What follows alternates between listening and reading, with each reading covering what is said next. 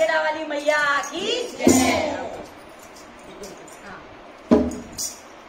मेरे घर आना भवानी, नव दुर्गा बन कर आना जरूर महारानी, नव दुर्गा बन कर आना भवानी, नव दुर्गा बन कर आना जरूर महारानी, नव दुर्गा बन कर राहों में मैया फूल बिछाए हैं, तेरी राहों में मैया फूल बिछाए हैं, फूल बिछाए हैं माझी बात चलाए हैं, फूल बिछाए हैं माझी बात चलाए हैं, आना जरूर महारानी, फूलों में चल कर आना जरूर महारानी, फूलों में चल कर आना भवानी, नव दुर्गा बन कर आना जरूर महारानी, नव दुर्गा बन कर घर में माँ विद्या की कमी है, घर में माँ विद्या की कमी है, विद्या की कमी है मेरा बुद्धि की कमी है, विद्या की कमी है मेरा बुद्धि की कमी है, घर में आना भवानी,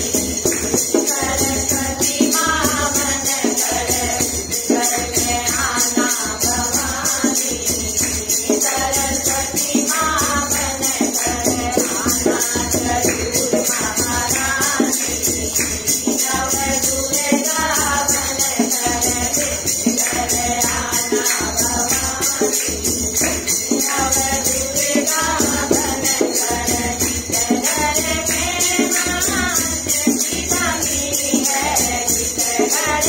में मैया अन्न की कमी है, अन्न की कमी है मैया धन की कमी है, अन्न की कमी है मैया धन की कमी है,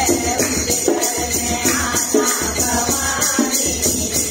अन्नपूर्णा बन कर घर में आना भवानी, अन्नपूर्णा बन कर आना जरूर महारानी, नव दुर्गा बन कर घर आना भवानी, नव दुर्गा बन कर आना जरूर महारानी, नव दुर्गा बन कर घर में माँ की कमी है, घर में माँ धन की कमी है, धन की कमी है मैया धन की कमी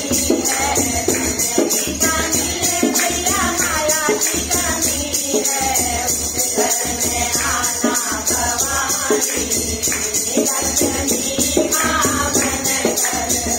घर में आना भवानी, लक्ष्मी माँ बन कर आना जरूर महारानी, नव दुर्गा बन कर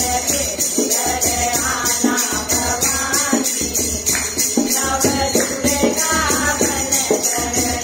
घर में मैया सुख की कमी है, घर में मैया सुख की कमी है, सुख की कमी है मैया शांति की कमी है, सुख की कमी है मैया शांति की कमी है, घर में आना भवानी, कांचोरी माँ बन कर घर में आना भवानी, कांचोरी माँ बन कर आना जरूर महारानी, नव दुर्गा बन कर आना जरूर महारानी, नव दुर्गा बन कर घर में मैया